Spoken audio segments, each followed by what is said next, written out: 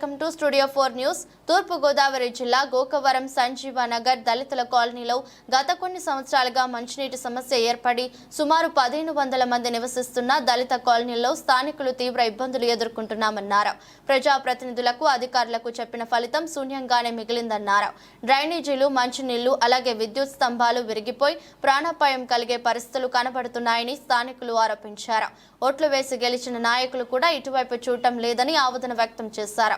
ఇప్పటికైనా అధికారులు ప్రజాప్రతినిధులు స్పందించి గుక్కడు నీళ్లు ఇవ్వండి మా ప్రభు అంటూ నీళ్ల బిందెలతో నిరసన తెలిపారు. సమస్య పరిష్కరించకపోతే తమపై ఉన్న అధికారులను కలుస్తామని స్థానికులు అన్నారు. ప్రతిరోజు నిలిచిపోయిన మురికి నీటి మదదోమలతో రాత్రి వేళ నిద్రలేక చంటి పిల్లలు, వృద్ధులు ఇబ్బందులు పడుతున్నారని, వెంటనే సమస్యను పరిష్కరించాలని అధికారులను స్థానికులు విన్నవించుకున్నారు. విద్యుత్ తీగలు బాగా దగ్గరగా ఉండటంతో ప్రమాదం జరగవచ్చని స్థానికులు చెప్పారు. మేము చాలా ఇబ్బందులు పడుతున్నాం. మేము ఆస్తిమంతులం కాదండి. వేలు లక్షలెట్టి పిల్లలను బాగు చేయించుకోవడానికి మాకు ఎన్ని అవసరాలు తీర్చమని మిమ్మల్ని కోరుకుంటున్నామండి. మరి మాకు నీళ్ళ కొరత వల్ల మేము మాట్లాడుతున్నామండి. మరి మాకు నీళ్ళు చాలా ఇబ్బంది అయిపోతుందండి. నీళ్ళ వల్ల చాలా ఇబ్బందులు పడితే మేము ఎంతో బాధలు పడుతున్నాము. మరి పిల్లలు కూడా నీళ్ళు లేక చాలా ఇబ్బంది అయిపోతుంది. మాకు నీళ్ళ కొరత తీర్చాలని మరి మోటార్ ఎన్నోసార్లు పోతుందండి. ఆ మోటార్ బాగు చేసి మళ్ళీ 4 రోజులు పోయిన తర్వాత మళ్ళీ మోటార్ పోతుంది. మాకు కొత్త మోటార్ వేయిస్తారని, అలాగే మా నీళ్ళ సమస్య నుంచి మాకు విడుదల దయచేస్తారని మేము ఎంతో మిమ్మల్ని అడుగుతున్నామండి. మాకు సాయం చేయండి.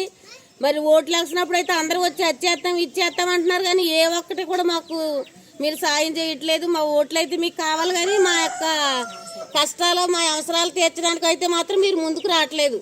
ఒకసారి మీరు మీ పెద్ద మనసుతో మన్నించి మాకు సహాయం చేయమని మేము అడుగుతున్నామండి. మాది గోకవరం మండలం, గోకవరం పంచాయతీ అండి. మరి మోటార్ బాగు చేయించాలని మరీ అడుగుతున్నామండి.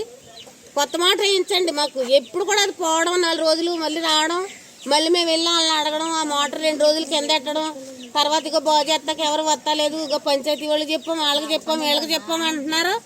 అలాగే 4-5 రోజులు, వారం రోజులు కూడా పట్టిన రోజులు ఎన్నో ఉన్నాయండి. మరి ఆ నీళ్ళ బావుల దగ్గరికి ఎవరన్నా మోటార్ వేయించుకుంటే వాళ్ళని అడుక్కొని వాళ్ళ దగ్గరికి వెళ్ళి తెచ్చుకుంటాం. ఇలాగ ఎన్నో బాధలు పడుతున్నామండి. మరి మాకు నీళ్ళు కొరత తీర్చాలని, తర్వాత అలాగే కరెంటు స్తంభాలు కూడా 2-3 స్తంభాలు పడిపోయి ఉన్నాయండి. మరి 2 కొత్త స్తంభాలు కూడా వేయాలి. అవి చాలాసార్లు అడిగాము.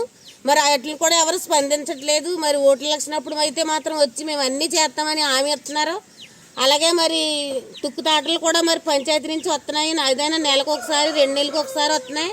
మేము వాళ్ళని వచ్చినప్పుడు అడిగినప్పుడు అంటున్నారు మేము వాళ్ళని పంపించింది, మేము ఎక్కడికి వచ్చి మేము చేయమమ్మని వాళ్ళు అడుగుతున్నారండి. మరి మాకు అవన్నీ కొరతలు తీర్చమని మిమ్మల్ని అడుగుతున్నామండి. చివరిలో ఉన్నాం కాదు బాబు పిల్లలతోటి. మరి మేము ఏమైపోతాం, మమ్మల్ని పట్టించుకుంటే దిక్కు లేదు బాబు.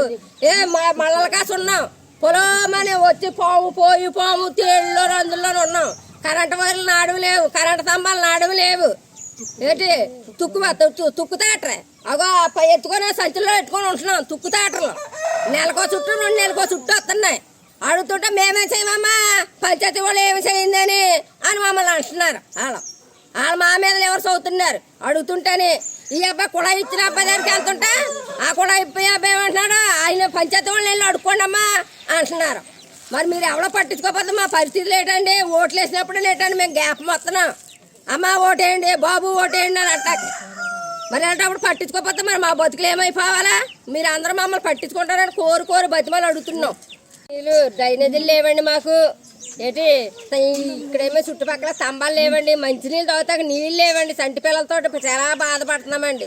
పిల్లల్ని ఏడిపించుకుంటా ఎక్కడికో పోయి నీళ్ళు తెచ్చుకుంటున్నాం, కానీ నీళ్ళు కూడా కరువు అయిపోయాను. మోటార్ ఎప్పుడో 30 సంవత్సరాలు కానీ ఆ మోటార్ పోయిందంటారు. నా మోటార్ తెచ్చి ఎప్పుడు వెళ్ళినా సరే కానీ మోటార్ పోయింది అంటున్నారు. వాళ్ళు లేదా పంచాయతీకి వెళ్ళి చెప్పుకున్నట్టు పంచాయతీ చెప్తుంటే పంచాయతీ వాళ్ళు రాందా మేమే చేయమమ్మని వాళ్ళు మా మీద లివర్స్ అవుతున్నారండి. మాకు డ్రైనేజీలు లేవు, స్తంభాలేమో ఇగో ఓయిలు కలిసిపోయి ఉన్నాయి.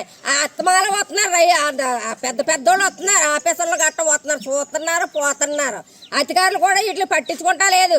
చంటి పిల్లలతో ఏ గాలి దుమ్ము వచ్చినా ఆ వైర్లు తెగిపోతే మేము చచ్చిపోతాం. చివరిన ఉన్నాం, ఎక్కడో కర్రలు ఉన్నాం. మమ్మల్ని కర్రలు ఉన్నాం. మా కర్రలు ఉన్న వాళ్ళు ఎవరో పట్టించుకుంటారండి. ఎవరు కూడా పట్టించుకుంటా లేదు మమ్మల్ని. ఏంటి వస్తున్నారు, అమ్మా మాకు ఓటు వేయండి, తల్లిలారా మాకు ఓటేయండి, అన్నిలారా మాకు ఓటేయండి అంటున్నారు. ఓట్లు ఏం చేసుకుంటున్నారు జాగ్రత్తగా. మళ్ళీ మేము ఎక్కడ ఉన్నామో మమ్మల్ని గుర్తు కూడా పెడతలేదు. మేము ఏమేమి ఉన్నామో మమ్మల్ని పట్టించుకుంటా లేదు దేనికి. పిల్లలతో చచ్చిపోతున్నాం, దోమలు గట్ట కుట్టేసేసి. మాకు డ్రైనేజీలు కావాలా, ముందు మంచినీళ్ళు కావాలా, డ్రైనేజీలు కావాలా, తంబాలు వైర్లు కలిసిపోయినా చుట్టూ వచ్చి చూడండి. ఏటి వచ్చేదేమో గాలి దుమ్ములు, ఏ టైం పడిపోతాయో తెలీదు. చంటి పిల్లలతో తిరుగుతున్నాం ఇక్కడ. ఏ టైంకి మేము ఏమవుతాం మాకు తెలియదు. మమ్మల్ని పట్టించుకున్న నాదుడే లేరు. మీరందరూ పట్టించుకుంటారని కోరి బతిమాలు అడుగుతున్నాం మేము. నెలకు ఒకసారి ట్రాక్టర్ అలాగా మెరుపు తీగలా కనపడుతుంది సార్. అలా కనబడి అలా పోతుందండి. ఆ చెత్తని నెల రోజులు మేము సంచులు వేసుకుని ఇంటికాడ దోసుకుంటే ఆ సంచులు దోమలు, ఈగలు, పురుగులు, పాములు వచ్చి ఆ ఈగలే మా పిల్లల్ని కుట్టేసి అలా జ్వరాలు, అనారోగ్యాలు, వాంతులు, విరేచనాలు ఇలాంటి ఇబ్బందులకు గురవుతున్నామండి. ఏ రోజు తుక్కు ఆ రోజు పాడేసుకుంటా ఉంటాలేదండి. పూగట్టవలసి వస్తుంది నెల రోజులు. ఈ ఇంటి తుక్కు ఇంకో పక్క ఇంటికాడ అయితే ఊరుకోరు కదా సార్. ఆ తుక్కును అలాగే పోగొట్టుకుని 4 బత్తాలు ఇదాకా పోగొట్టి నెలకోసారి ఆ ట్రాక్టర్ వస్తే ఆ ట్రాక్టర్లో వేయవలసి వస్తుందండి. దయచేసి ఆ విషయం కూడా అధికారులు గమనించగలరండి. తర్వాత డ్రైనేజీ విషయాలండి. డ్రైనేజీలు అసలు ఈ ప్రతి ఏరియాకి డ్రైనేజీలు ఉంటాయి, కానీ ఒక సంజయనగరం అధికారులే కానీ ఎవరైనా సరే వచ్చి డ్రైనేజీలు చూడండి, ఒక డ్రైనేజీలో ఉండదండి. ఎక్కడికి అలవాటు అక్కడే కట్టి వదిలేశారండి. ఆ కలవాట్లో నీరు ఫుల్గా ఉంటుందండి. ఆ కలవాట్లో నీరు ఎట్టి వెళ్ళడానికి ఉండదు. ఆ కలవాట్లో దోమలు ఆ గుంపు కూడి ఆ దోమలే రాత్రులు బయటకు వచ్చి మా మీద ఈ దాడి చేయడం జరుగుతుంది. మరి ఇవి కూడా ఆ కలవాటు నుంచి ఉన్న వాటర్ని బయటికి వెళ్ళిపోవడానికి కనీసం మీరు డ్రైనేజీలు కట్టించలేకపోతే బూదులన్న తీసి ఆ బూదుల ద్వారా వాటరే బయటకు పోద్ది. కింద ఏరియాలో ఎవరికైనా ఏదైనా సమస్య వస్తే ఇమీడియట్లీగా వెళ్ళి ఆ యొక్క డ్రైనేజీల మీద కానీ, వాటర్ సమస్యలు కానీ, వేరే సమస్యలు కానీ వాటి మీద వెంటనే మీరు ఫోకస్ పెడుతున్నారు. కానీ ఈ సంజయనగరం అనుభూతికి దళిత వాడని, వెనకబడ్డ కులం వారని మమ్మల్ని పట్టించుకోవడం మానేశారు. మరి అధికారులు ఉన్నారు, సర్పంచ్ నాయకులు ఉన్నారు. ఓట్ల ఎలక్షన్ నాడు వచ్చి ఓట్లని మర్యాదపూర్వకంగా చాలా బాగా అడుగుతారు. మీకు వచ్చేస్తామంటారు, ఇచ్చేస్తామంటారు. మాకు సమస్యలు ఉంటే ఆ సమస్యలు మీకు చెప్పుకుంటేనే మా దగ్గరికి వచ్చి మమ్మల్ని పరిశీలిస్తారా?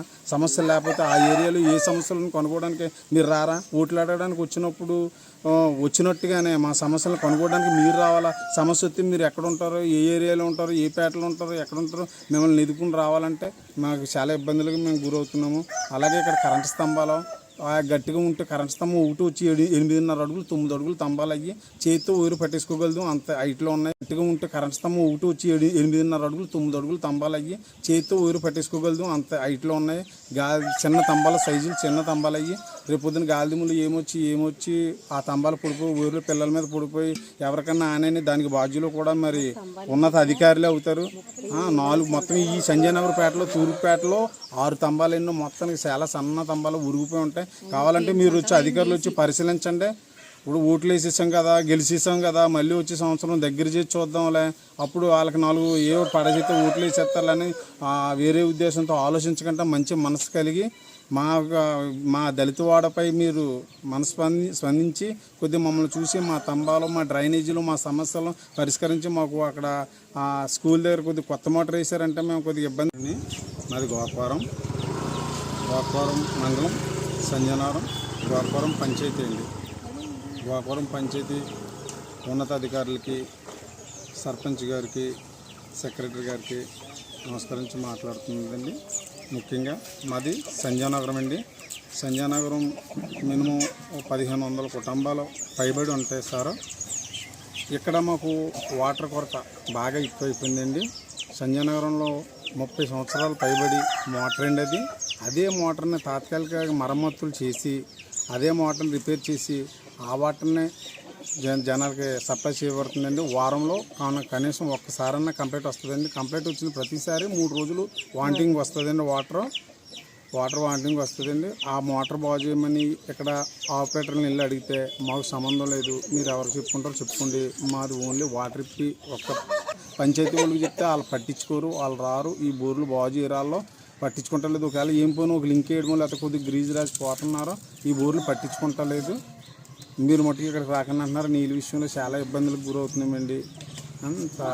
తర్వాత మీరు ఆ 30 సంవత్సరాల మోటార్ని ఇంకా మరమ్మతులు చేసి అదే మోటార్ని బిగించి తాత్కాలికంగా నడిపించకుండా దయచేసి మా అందరిని దయించి కొత్త మోటార్ వేసి మమ్మల్ని కొద్దిగా విముక్తులు చేస్తారని కోరుకుంటున్నాం సార్.